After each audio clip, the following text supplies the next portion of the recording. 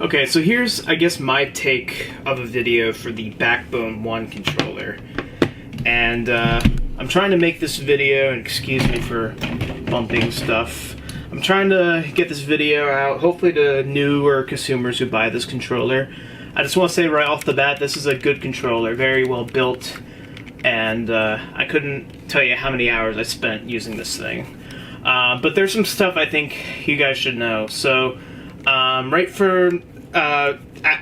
not sure how to speak about this for Android users or anyone who uses phones with a C port. Mine is the Lightning for the iPhone.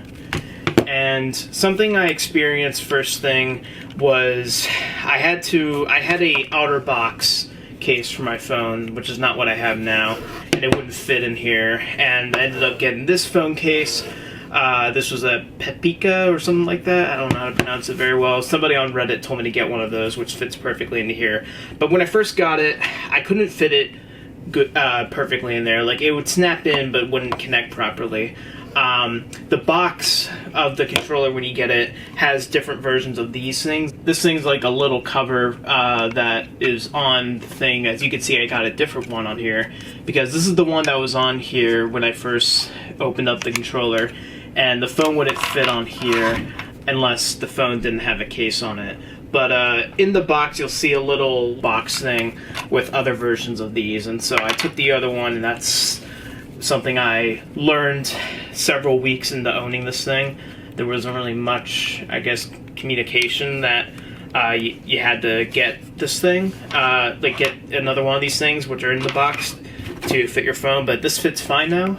And I just want to let people know about that, because a lot of people who don't know would, I've seen some videos of people, and you know, thank God I didn't do that, because I almost did, would literally cut off this plastic thing and just leave it blank, which I guess would be fine, but after a while it could get loose. So just know, when you get the thing in the box, it will have more of these plastic cover things. You'll have to switch depending on what phone case you got. This brings me to my second part. I can't really speak for people who have Androids, like I said, like those who have the different charging port, but a few weeks into owning this, when this thing is connected, when I have like an emulator open up, it instantly recognizes it, and it's fine. But there's been times where it would like disconnect. I could tell disconnected because it would show the buttons on the screen as like if there's no controller detected.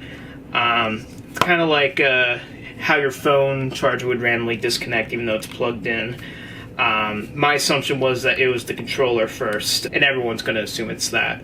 I went on Reddit and other stuff, the forums, told to make sure this thing is up to date. I checked, it was up to date, but still I was having trouble. But in reality, it was just my charging port on my phone, since my case doesn't have like a cover for the port. So something I would recommend for iPhone users who get this, who still have the Lightning cable: clean out your charging port before you use this. Just so you don't have any issues.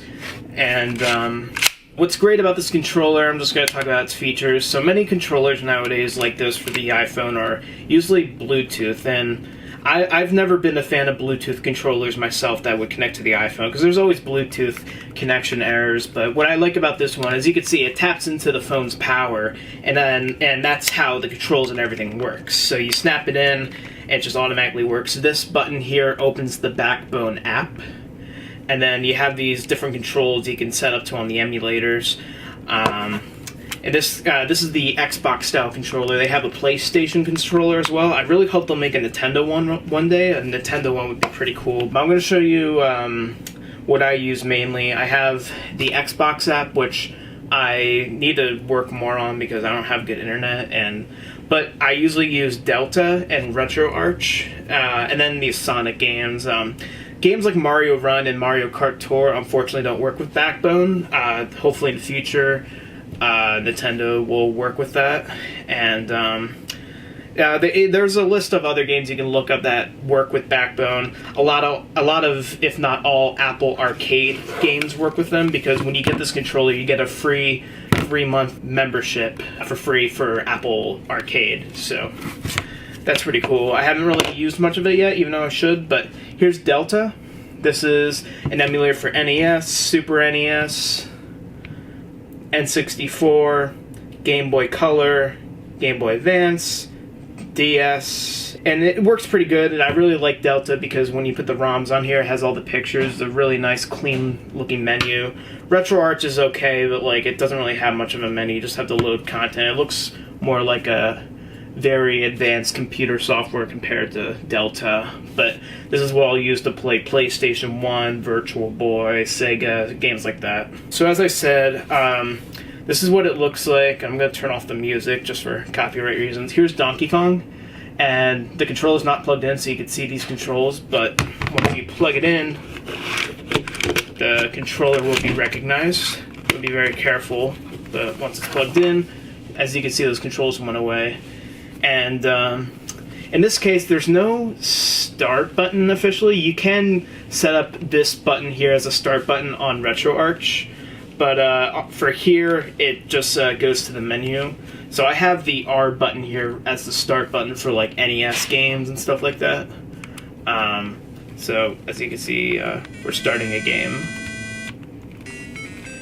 And this is, like I said, the Xbox style controller. It can get a little confusing because I like to play a lot of Super Nintendo games on here, and obviously the real Super Nintendo controller has, well, the buttons are in different positions than on the Xbox controller.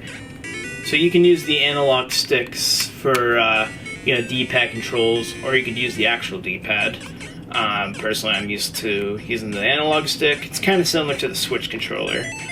And as you can see, we got the load state, and especially with RetroArch, you can set up each button to whichever emulator function you want, other than just the controls.